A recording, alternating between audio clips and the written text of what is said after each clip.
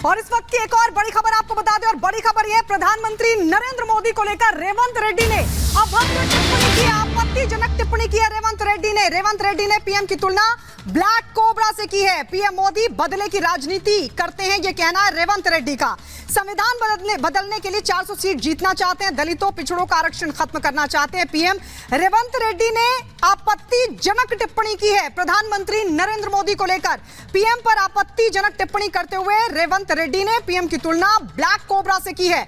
इसके अलावा पीएम पर बदले की राजनीति का आरोप भी लगाया है। संविधान बदलने के लिए 400 सीट चाहते हैं, यह कहना है रेवंत रेड्डी का। रेवंत रेड्डी ने यह भी आरोप लगाया कि दलितों पिछड़ों का आरक्षण खत्म करना चाहते हैं पीएम। तो रेवंत रेड्डी की तरफ से प्रधानमंत्री मोदी पर आपत्तिजनक टिप्पणी, और इससे पहले भी कांग्रेस के तमाम नेता अभद्र टिप्पणी प्रधानमंत्री मोदी को लेकर करते रहे। रेवंत रेड्डी क्या कह रहे हैं इस बीच, सुनवाते हैं आपको। కానీ మోడీ కాల నాగుల అంటోడు, తోక దొక్కితే ఊకునే టైపు కాదు. పగ పెట్టుకుంటాడు, పగ పడతాడు, ఎక్కడున్నా ఇడవడు. అందుకే ఈ ఎన్నికల్లో ఎట్లయినా 400 సీట్లు గెలవాలి, రాజ్యాంగాన్ని సమూలంగా మార్చాలి, ఈ దేశంలో ఉండే రైతులను అదాని అంబానీలకు బానిసలుగా మార్చాలి, ఈ దేశంలో ఉండే దళితులు గిరిజనుల బలైన వర్గాల రిజర్వేషన్లు రద్దు చేయాలని కంకణం కట్టుకొని బయలు।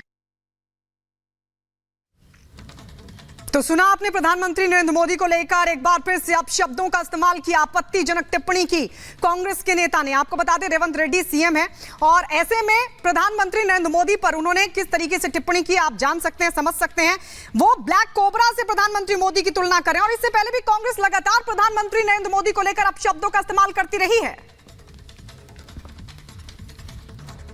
और इधर आपको बता दें कि अयोध्या में रामलला विराजमान हुए हैं, ये मुख्यमंत्री योगी आदित्यनाथ ने कहा है, ये आपको बता दें। और उन्होंने ये भी कहा कि 500 साल बाद मौका आया है, अब ब्रज की तरफ चलना है। मुख्यमंत्री योगी आदित्यनाथ ने बोला है 2 चरण के चुनाव जो है वो हो चुके हैं, तीसरे फेज की वोटिंग होनी है 7 मई को। उससे पहले जो लगातार सभी पार्टियां हैं वो जोर आजमाइश में लगी हुई हैं, कोई कोर कसर नहीं छोड़ना चाहती हैं। ऐसे में जबरदस्त रैलियां हो रही हैं, जनसंवाद हो रहा है, लेकिन मुख्यमंत्री योगी आदित्यनाथ ने कहा कि अब ब्रज की तरफ चलना है। आइए सुनते हैं। कांग्रेस की जब सरकार थी और ये सपा बसपा के लोग कांग्रेस को सपोर्ट कर रहे थे, उस समय बहनों और भाइयों आप याद करिए, तब कांग्रेस ने कहा था, कांग्रेस की सरकार ने कहा था कि राम और कृष्ण तो हुए ही नहीं, हमारे आराध्य देवों के अवतार पर, उनके अस्तित्व पर इन्होंने प्रश्न खड़ा किया था। आज तो अयोध्या में रामलला विराजमान हो गए ना, हो गए ना, कोई संदेह है क्या? कोई संदेह है बीवी? और काशी और अयोध्या की तो पूरी बारी हो चुकी, अब तो हम लोग चल रहे हैं इधर की तरफ, ब्रज भूमि की तरफ चल रहे हैं। और इसीलिए हम लोग आह्वान करने के लिए आए हैं। भारतीय जनता पार्टी ने कहा है भारत की आस्था का सम्मान होगा। वहीं 2 चरणों का चुनाव मतदान अभी तक हो चुका है, वहीं तीसरे चरण के लिए तमाम दिग्गज अपनी ताकत झोंक रहे हैं। अगर उत्तर प्रदेश की बात करें तो बीजेपी की तरफ से जहां पर 80 सीटों पर फोकस किया गया है, तो यह चरण इस बार समाजवादी पार्टी के लिए, सैफई परिवार के लिए, मुलायम परिवार के लिए खास होने वाला है, क्योंकि इसमें उनके 3 दिग्गजों की किस्मत दांव पर है। रिपोर्ट के जरिए आप देखिए।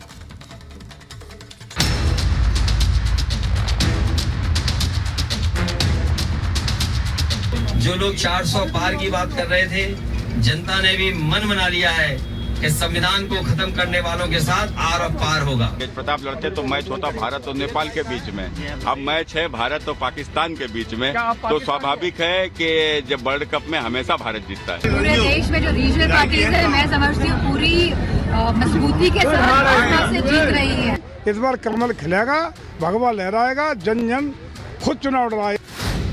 मैनपुरी, एटा, बदायूं, कन्नौज, फिरोजाबाद। उत्तर प्रदेश के ब्रज और रुहेलखंड क्षेत्र में आने वाली ये वो कुछ सीटें हैं जो समाजवादी पार्टी का गढ़ कही जाती हैं। लेकिन पिछले कुछ चुनावों से इनमें से कुछ सीटें सपा के हाथ से निकल चुकी हैं और उसी किले को वापस पाने के लिए अखिलेश एंड फैमिली पूरा जोर लगा रही है। तो बीजेपी की तरफ से गृह मंत्री अमित शाह और सीएम योगी आदित्यनाथ ने कमान संभाली हुई है। लगातार बीजेपी के दिग्गज नेता यादव लैंड वाली सीटों पर चुनाव प्रचार में जुटे हैं। कांग्रेस की जब सरकार थी और ये सपा बसपा के लोग कांग्रेस को सपोर्ट कर रहे थे, उस समय बहनों और भाइयों आप याद करिए, तब कांग्रेस ने कहा था, कांग्रेस की सरकार ने कहा था कि राम और कृष्ण तो हुए ही नहीं, हमारे आराध्य देवों के अवतार पर, उनके अस्तित्व पर इन्होंने प्रश्न खड़ा किया था। आज तो अयोध्या में रामलला विराजमान हो गए ना, हो गए ना, कोई संदेह है क्या? कोई संदेह है बीवी? और काशी और अयोध्या की तो पूरी बारी हो चुकी, अब तो हम लोग चल रहे हैं इधर की तरफ, ब्रज भूमि की तरफ चल रहे हैं और इसीलिए हम लोग आह्वान करने के लिए आए हैं। भारतीय जनता पार्टी ने कहा है भारत की आस्था का सम्मान होगा। दिल्ली की सत्ता में आने का है, लेकिन अखिलेश यादव के लिए ये चुनाव साख का प्रश्न है, क्योंकि नेताजी के बिना अखिलेश यादव का ये पहला चुनाव होगा जो किसी अग्नि परीक्षा से कम नहीं। और शायद इसीलिए अखिलेश यादव लैंड की उन सीटों पर फोकस कर रहे हैं जिन पर तीसरे चरण में 7 मई को वोटिंग होनी है। तीसरे चरण में यूपी की 10 सीटों पर मतदान होगा, जिसमें सैफई परिवार की सबसे बड़ी अग्नि परीक्षा होने वाली है।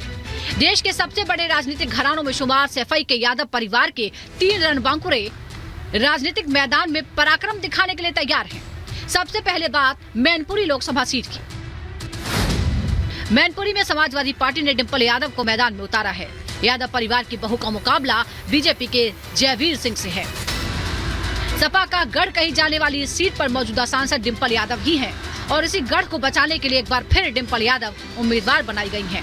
तो उस किले को ढाने के लिए बीजेपी ने जयवीर सिंह को मैदान में उतारा है। मैनपुरी में यादव वोटर निर्णायक भूमिका में होते हैं। सीट पर करीब 4 लाख यादव वोटर हैं। इनका एक मुश्त वोट समाजवादी पार्टी को ही मिलता है। समाजवादी पार्टी बहुत बढ़िया परफॉर्म कर रही है, गठबंधन भी अच्छा परफॉर्म कर रही है। पूरे देश में जो रीजनल पार्टीज है, मैं समझती हूँ पूरी मजबूती के साथ से जीत रही है। असली पीढ़ी यही तो है, परिवार डेवलपमेंट अथॉरिटी ऑफ सैफई, यही तो है पीढ़ी तो पीढ़ी दिखाई पड़ रहा है। बधाई सपा के लोगों को, बधाई अखिलेश जी को बधाई। लोगों ने इस बार निर्णय ले लिया, मैनपुरी का निर्णय है कि अभी नहीं तो कभी नहीं, इस बार कमल खिलेगा, भगवा लहराएगा, जन जन खुद चुनाव लड़ रहा है। एक मतदाता, एक यहाँ का व्यक्ति खुद चुनाव लड़ रहा है। इस बार मैनपुरी ने निर्णय ले लिया है कि लड़ेगा मैनपुरी, लड़ रहा है मैनपुरी और जीत रहा है मैनपुरी। तीसरे चरण के टेस्ट में दूसरी सीट बदायूं है, जहां अखिलेश यादव को उम्मीदवार तय करने के लिए माथापच्ची करनी पड़ी और कई दिनों के कंफ्यूजन के बाद आखिरकार शिवपाल सिंह के बेटे और अखिलेश के चचेरे भाई आदित्य सिंह का नाम फाइनल हुआ। बदायूं सीट पर आदित्य सिंह के सामने बीजेपी ने ब्रज क्षेत्र के अध्यक्ष दुर्विजय सिंह को सीट जीतने का जिम्मा दिया है। सपा से आदित्य सिंह का नाम फाइनल होने के बाद से ही शिवपाल यादव लगातार प्रचार में जुटे हैं। बेटे की जीत के लिए शिवपाल ने पूरा माहौल बना रखा है। यादव फैमिली का सीट पर फोकस इसलिए भी है क्योंकि सीट पर 17 बार हुए चुनाव में 6 बार समाजवादी पार्टी जीती थी। इतना ही नहीं, 2014 में मोदी लहर के बावजूद सपा के धर्मेंद्र यादव ने जीत हासिल की थी। बदायूं का यादव और मुस्लिम वोटर भी समाजवादी पार्टी के साथ जाता है। सीट पर 4 लाख यादव तो मुस्लिम वोटर 3.5 लाख हैं। हालांकि बीएसपी ने मुस्लिम उम्मीदवार उतारकर मुस्लिम वोटों में सेंध लगाने की कोशिश की है, जिसके बाद अखिलेश यादव ने इस सीट पर और जोर लगाना शुरू कर दिया है। एनडीए गठबंधन के पक्ष में हवा चल पड़ी है और देखिए अब यहाँ उत्तर प्रदेश में पश्चिम में ये हवा तेज से चल पड़ी है। अब पूरब में जाते जाते ये आंधी बन जाएगी। वहीं फिरोजाबाद से राम गोपाल यादव के बेटे अक्षय मैदान में हैं। अक्षय यादव के सामने बीजेपी के विश्वदीप सिंह हैं। फिरोजाबाद सीट से अक्षय यादव मोदी लहर के बावजूद 2014 में अपनी सीट बचाने में कामयाब रहे थे और शायद इसीलिए एक बार फिर उन्हें टिकट दिया गया है। इसके अलावा सबसे बड़ी अग्नि परीक्षा खुद अखिलेश यादव की है, जो इत्र नगरी कन्नौज से चुनावी मैदान में है। कन्नौज से अखिलेश के सामने बीजेपी के सुब्रत पाठक हैं। नॉमिनेशन के बाद अखिलेश यादव ने कन्नौज में पहला रोड शो किया। रोड शो में कई कार्यकर्ताओं की भीड़ को देखकर अखिलेश यादव गदगद नजर आए और कह गए कि संविधान बदलने वालों को जनता करारा जवाब देगी। अखिलेश यादव 2019 में मिली हार का बदला लेने और हारा गढ़ वापस पाने के लिए कन्नौज क्रांति की बात भी कर रहे हैं, तो बीजेपी फिर जीत का दावा कर रही है। देश बदलाव चाहता है। भारतीय जनता पार्टी के लोग संविधान को बदलना चाहते हैं। जनता इस बार भारतीय जनता पार्टी को बदल देगी। जनता को धोखा मिला, जैसे उन्होंने जुमला दिया था वैसे ही इन्होंने गारंटी की घंटी दी है। जो लोग 400 पार की बात कर रहे थे, जनता ने भी मन बना लिया है कि संविधान को खत्म करने वालों के साथ आर और पार होगा। राम गोपाल यादव और उनकी पार्टी सांप्रदायिक, जातिवाद और परिवारवाद की पाठशाला से निकली हुई है और ये विनाश की राजनीति करने वाले लोग हैं और ये लूट, आतंकवाद, भ्रष्टाचार को बढ़ावा देने वाले लोग हैं। लोकसभा चुनाव के तीसरे चरण में ब्रज और रोहेलखंड की 10 सीटों पर वोटिंग होनी है। पिछले लोकसभा चुनाव में संभल और मैनपुरी सीट पर साइकिल दौड़ी थी, जबकि 8 सीटों पर कमल खिला था। ऐसे में अखिलेश यादव जहां हारे हुए गढ़ों को वापस पाने के लिए एड़ी चोटी का जोर लगा रहे हैं, तो बीजेपी मिशन 80 के लक्ष्य को साधने में जुटी है। Bureau report, Republic Bharat.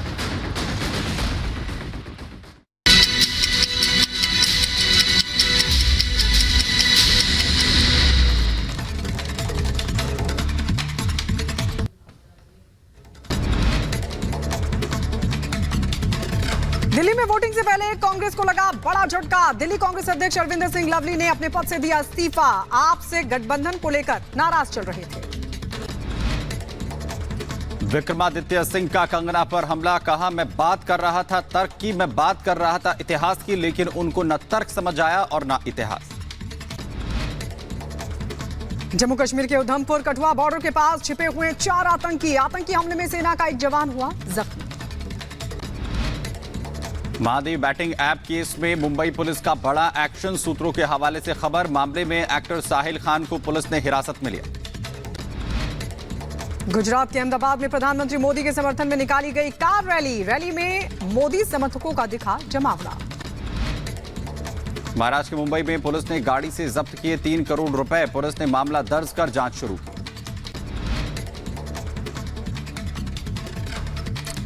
और आपको बता दें, कई दलों के नेताओं ने बीजेपी का दामन थाम लिया है। सभी नेताओं ने डिप्टी सीएम ब्रजेश पाठक की उपस्थिति में ली बीजेपी की सदस्यता। राजस्थान में भीषण गर्मी से जानवरों का हाल भी हुआ बेहाल। जयपुर के नाहरगढ़ जीव उद्यान में प्रशासन ने गर्मी से बचाव के लिए विशेष व्यवस्था की। मध्य प्रदेश के धार में भोजशाला में एसआई सर्वे लगातार जारी। 37 मजदूर और 20 अधिकारी भोजशाला में मौजूद। संजय राउत का केंद्र सरकार पर बड़ा हमला, कहा 10 साल से चल रही तानाशाही की सरकार, ये हमारी मर्जी है। हम 1 साल में 4 प्रधानमंत्री बदले या 5 साल में 2, ये हमारे गठबंधन की मर्जी। उत्तर प्रदेश के संभल में पुलिस और बदमाशों के बीच हुई मुठभेड़। पुलिस ने कुख्यात 2 तस्कर मोहसिन को किया गिरफ्तार। जवाबी कार्रवाई में बदमाश हुआ जख्मी। बिहार के सीतामढ़ी में बदमाशों ने नेपाली नागरिक को बनाया निशाना, तो वहीं गोली मारकर लूट की वारदात को दिया अंजाम। पुलिस ने 3 बदमाशों को किया गिरफ्तार। उत्तर प्रदेश के बहराइच में टीम को चेकिंग के दौरान मिली कामयाबी। टीम ने कार सवार लोगों से 3 लाख से ज्यादा कैश किया बरामद।